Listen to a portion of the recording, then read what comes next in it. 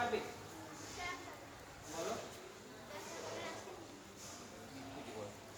আমরা বিদ্যাসাগরের জন্মদিন 26 সেপ্টেম্বর ওটা খুব ভালোভাবে পালন করি, কিন্তু মৃত্যুদিন সেরকমভাবে পালন করা হয় না।